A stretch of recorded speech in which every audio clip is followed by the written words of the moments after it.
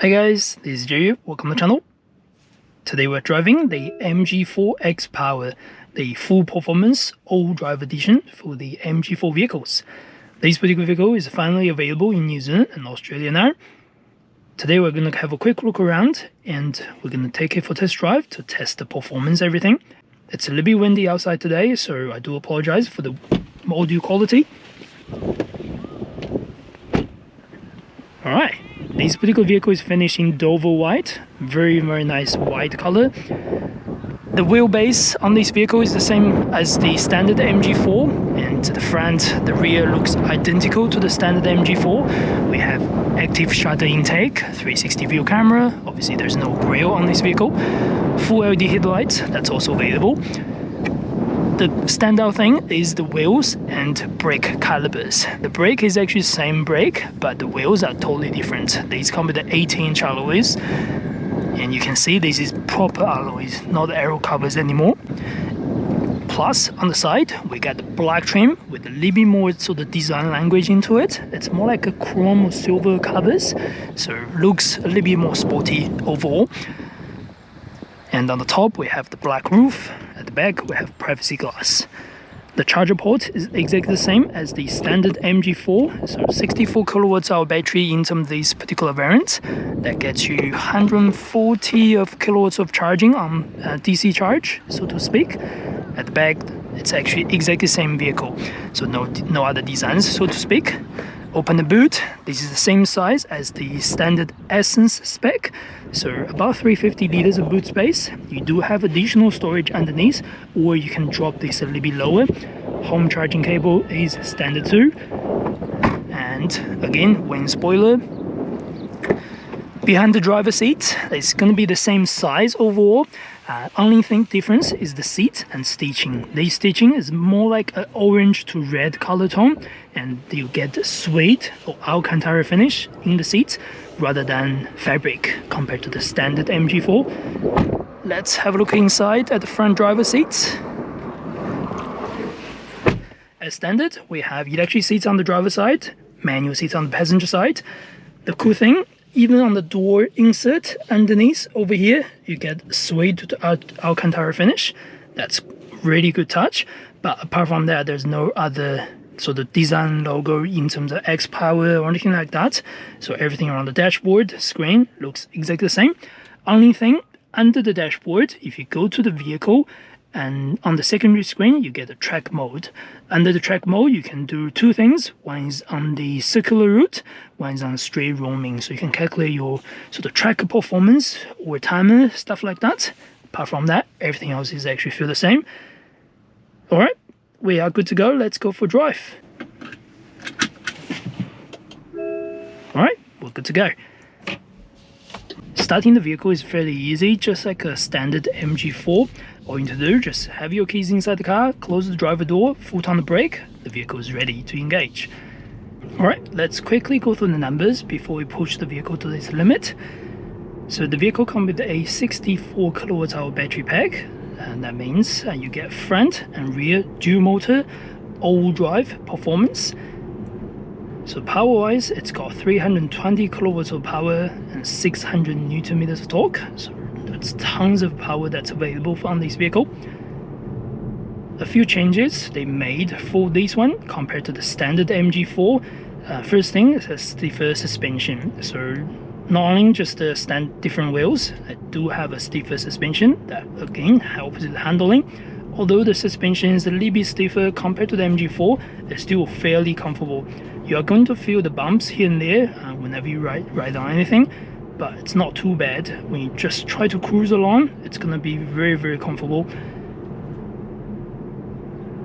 So to weight level, I would say it's going to be fairly comfortable like a standard, let's assume, Audi RS3, things like that. It's not going to be really harsh compared to let's say a Subaru STI, if you really want to compare to its performance and size and things like that. With that saying, using this vehicle as a daily drive, you still be a very happy owner for sure. It's not going to be very harsh ride, and in traffic you can still have all the sorts of safety features, so to speak. And visibility, reasonable.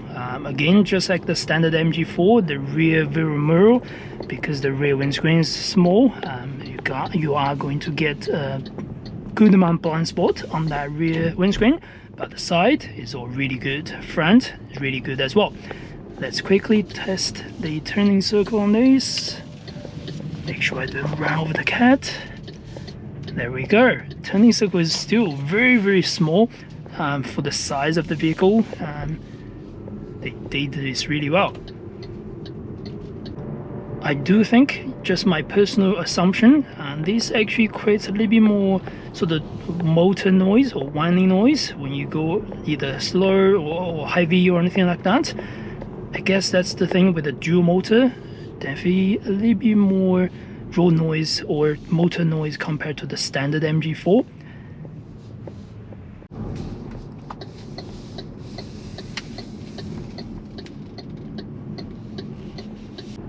In terms of driving selection, this has the same amount of driver selection and engine recovery selection compared to the standard MG4. We do have Snow, Eco, Normal, Sport and Custom. But additionally, this has the launch control that's available on this vehicle. It's not something I will be able to test today, but at some point, if I find a place where I can do so safely, I will be able to show you that. And in terms of regeneration, we have the same as well, low to medium to high plus adaptive, and additionally we have one pedal driving available.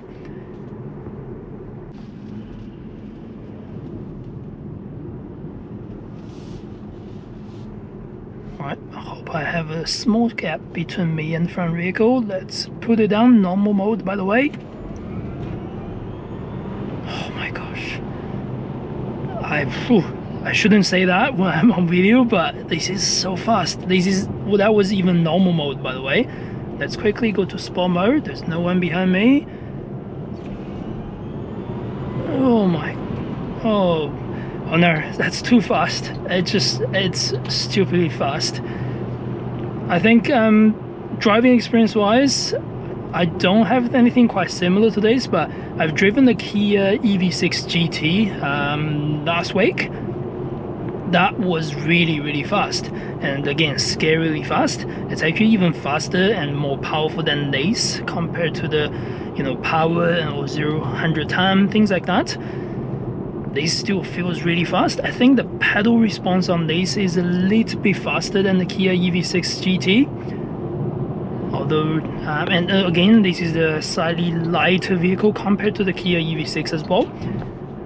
Just the amount of power and torque it's sending to the wheel is just crazy. You could lose your license really fast on this car, I have to be honest with you. And maintaining that speed is really easy. I'm only just pressing the pedal about somewhere around 5% or even less than that just to maintain the speed. That's just how much amount the power is sending to the wheel. So yeah, when you drive this car, be careful if you're not on track or anything like that. Let's test 80. I can't put it all the way down. I can't really let it go. Shouldn't be doing that anyway, but yeah, it's just a test and drive for this car. It's crazy. And going around the corner like this. Handles are very similar to the standard MG4 to be fair, but the MG has done something about tuning the handling part of this. There we go, school's on ahead. But yeah, handles wise, I think a little bit better, not like huge amount of percentage so to speak. I think handles well compared to a standard vehicle.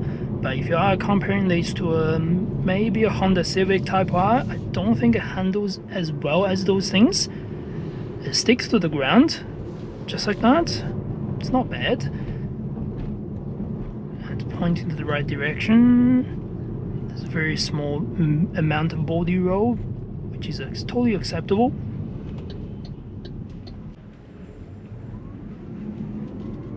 Acceleration is always super responsive whenever you put the foot down. I wasn't putting the foot down in that traffic lights, still goes really well. The pedal response is superb on this car under the sport mode. Any amount of pedal traveling will just talk to the car. You can feel that on the vehicle as well. Right, now we have no one behind us. Let's put the foot down when we slow down to 20.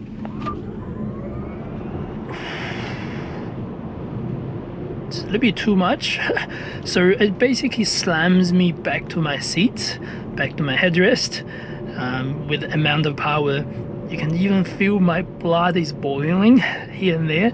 It's crazy.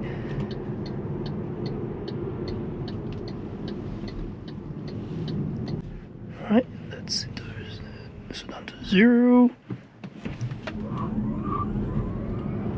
There's a little bit front wheel spinning here and there, depending on the traction. But yeah, this is crazy amount of power talking to the wheels. Wow, just wow.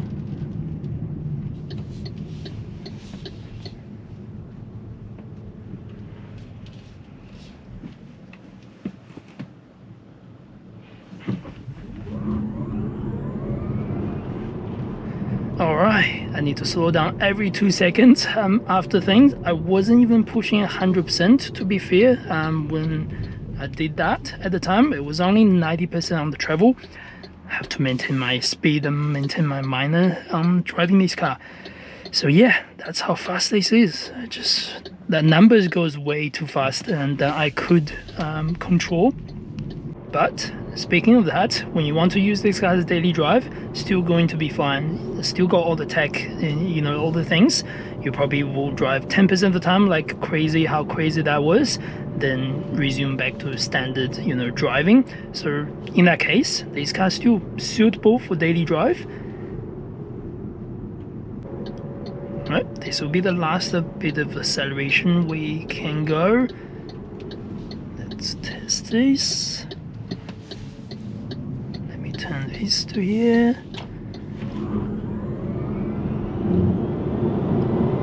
Oh wow, just the amount of the power you get, the amount of force that throw me back to the seats is crazy. Whew. I hope that's enough for this video. I hope I've given you enough acceleration, how this thing works and all that things in this video. Last thing, what's my verdict on this car? Personally, I don't think this will be a car for me. It's just simply too fast and too much power for me. For myself, I'll be happy with the standard Essence, whether it's 64 or 77. I think those cars are fast enough for daily drive. But if you're someone who loves the idea of, you know, acceleration or the sportiness on this vehicle, I would highly recommend this to you. The crazy thing about this vehicle is, under that $70,000, you know, price tag, you pretty much get nothing like this in terms of acceleration, in terms of performance. Alright, we're back to normal mode for city traffic. That's at the end of this video. Hope you enjoyed the content, hope you enjoy everything on this channel. If you do, don't forget to subscribe and like, that would be really helpful for the channel. As always, if you're looking to purchase one of these in Auckland, New Zealand, feel free to contact me. I'll leave my contact details down below. My name is Jerry. I work for Ebbett MG in East Auckland. Thanks for watching. See you in the next video.